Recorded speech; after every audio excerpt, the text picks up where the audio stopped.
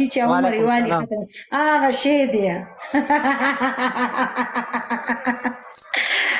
ایسولا ویلکم وروره څنګه قربان ښې څنګه رابطه دې وشوه ایسولا که نه ما ته خو داسې جواب رانکړو قربان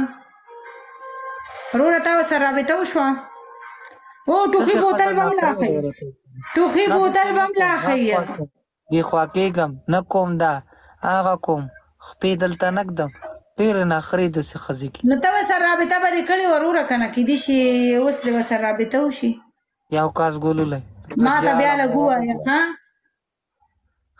ولا ما خو ځان دلته په لایف کې مشغول کړی دی بس زړه مې خفه وم راشه ګپ لګوه شکیل مې راټینګ کړی دی ما شکیل لږ وډزه چا سایه د خدای نېکبخت دې ډزېدو شکیل ما لږ وډزوه پرېږده چې لږ صحیح صحیح وډزوه ما نه څه خبره د خدای نېکبخت او نه دا خلکو غورځولې وه په دې باندې هغه پوچه موچه واله دا لوپټه دا دلته هغه خلکو نه راوچته کړې ده دا ساده لوپټه ښې دا زمانه ده دلته چا غورځولې وه د اوچته کړې ده او هغه خلک د صفایانې وفایانې کې سعودي کې خو غټ غټ خلک دی غټ غټ خانان نوابان لکه غټ غټ دغه پاتې کېږي هغې غورځولې وه در اوچته کړه دا جګړه خو مې ورسره په دې ده چې راکه بار دا سامان ما اچوه ډېرې غرق نه کړه ما اچوه سم دغه سم ښایسته به ځان باندې خرچې کوه سعودي کې نور مسافر څنګه ژوند تېري هغسې ژوند تېروه دا جګړه مې ورسره صرف او صرف په دې ده صحیح ژوند تېرې ښه خرچې کوي هغسې ژوند تېروه هغسې خرچې په ځان کوه دا جنګ ورسره صرف او صرف په دې یو خبره ما خبر ته خو غوږ ونیسه دا هغې غورځول دا لوپټۍ غورځولې وه دا ما کتلې وه چې چا مرځی کې زړګو ګوتې نه وه چې داسې ټیم رااخېسته دا ما کتلې وه ولا چې دا نه دی دا ټول د کباړ سامان یې اچولې ټول کباړي دی سوټ کباړي دی سوټ کباړي دی کباړي د سټایل مین د چا کمنټ ووایم فل لیوني صاحب 111 قربان د چا کمنټ ووایم وایه د چا کمنټ ووایم نه تقریبا 10 کاله مخکې به زما دا پټۍ نه وه دا به هم داسې وه لکه دې ځای کې به پټۍ نه وه هوار به و دا نستوري خدایه بس دی شکیلې زما به مخکې خبرې مه کوه نورې بس دی نو بیا مې لګیا کې ځان پسې دا دې راته الله مورکۍ ژوندی لري مورکۍ راته وویل ته ویل ځوان ځان هلکې ویل دا پټۍ هلکانو خوی کوه پوه شوې جامې جوړوه دا نستوڼي دا په باندې هغې شروع کړي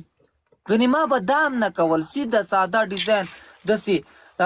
پټۍ به داسې اوښتې وه لکه نه به معلومېده ساده بالکل ساده بندې څپلۍ دا زما خپل او دلته هم زما دا سټایل دی لکه مطلب دا سیسټم غلی کېنه شادو راښکلې جرابې چوپ کېنه چوپلې یم غلی کېنه چوپلې یم غلی کېنه مانا خبرو ته وګوره تعالی وګوره ما به داسې اچولو ته اوس داسې چې د دې نه 15 کاله 19 کاله مخکې څه شوي غلی کېنه ځان صفت مه کوه غلی کېنه زما سټایل چې دی که نه ګوره زما چوپلې یم چوپ کېنه غلی کېنه بس خوله بنده زندګۍ د خلکو نه زما سټایل الګ او زندګي او خلک پرې چوپلې یم غلی کېنه غلی یو دا سټایل مې ده چې زه کلي ته ځم ما څوک صبر وکړه زه اوس ما ته پاسېدم هغه جورابه ګورم هغه چې مونږ داسې ولا یو جورابه پرته ده زه یې پسې داسې اکه شی تیار جورابه راوړه زه بل چې شي دا اچوم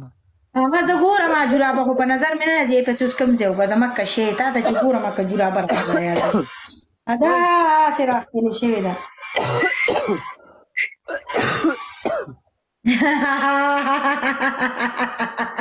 ما سټایل زړګو ده ولې قربان ولې قربان ساده سټایل مې ساده سټایل ټوخه دې جوړ کړي دي زما یې لرګي د خدای د کار څخه چې غر کشي ته ولې نه پوهېږي ختمې مرضونو درکې وایرس ته درکې ختمې خدای دې ملکه ځان ډاکټر ته وښیه وایرس تباه